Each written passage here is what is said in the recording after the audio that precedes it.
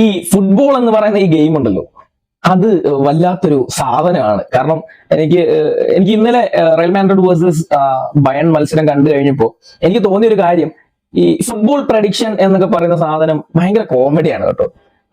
നമുക്ക് എങ്ങനെ പ്രഡിക്റ്റ് ചെയ്യാൻ പറ്റും ശരിക്കും പറഞ്ഞാൽ എനിക്കറിയില്ല. നമ്മൾ പല രീതിയിൽ നമ്മൾ പ്രഡിക്റ്റ് ചെയ്തിട്ടുണ്ട്. ഫാക്ട് വെച്ച് പ്രഡിക്റ്റ് ചെയ്യാറുണ്ട്, ടീമിന്റെ ഫോം വെച്ചിട്ട് പ്രഡിക്റ്റ് ചെയ്യാറുണ്ട്, അല്ലേ? പക്ഷെ പലപ്പോഴും നമ്മൾ പ്രഡിക്റ്റ് ചെയ്യുന്ന രീതിയിലേ ആയിരിക്കില്ല ക്ലൈമാക്സ് ഒക്കെ വരിക. അതിന് തോന്നിയ രീതിക്ക് ഇന്ന് വരും.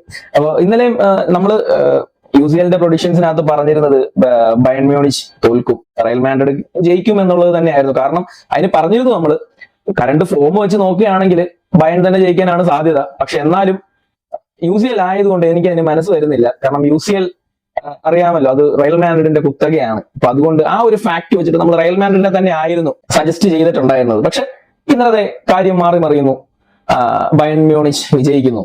അപ്പോ അതാണ് ഞാൻ പറഞ്ഞത്, ഈ പ്രഡിക്ഷൻ എന്ന് പറയുന്ന സാധനം ഇനി എങ്ങനെ ചെയ്യാനാണ് എന്നുള്ളത്. എനിക്ക് ഇപ്പൊ ഓർമ്മ വരുന്നത് 2020 അറ്റ്ലാന്റ വേഴ്സസ് PSG മത്സരം ഉണ്ടായിരുന്നു, UCL മത്സരം തന്നെ. അപ്പൊ അതില് സെമി ആയിരുന്നു.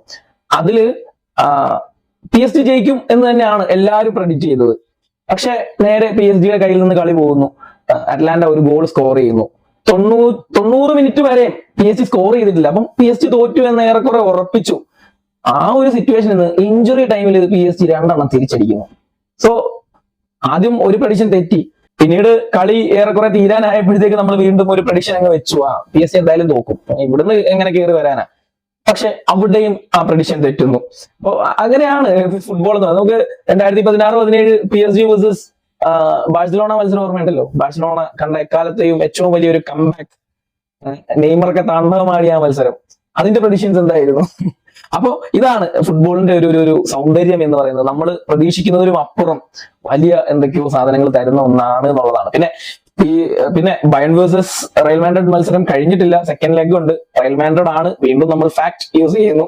റയൽ മാഡ്രിഡിന്റെ ഒരു തിരിച്ചുവരവിന് വേണ്ടിയിട്ട് വെയിറ്റ് ചെയ്യാം. Thank you.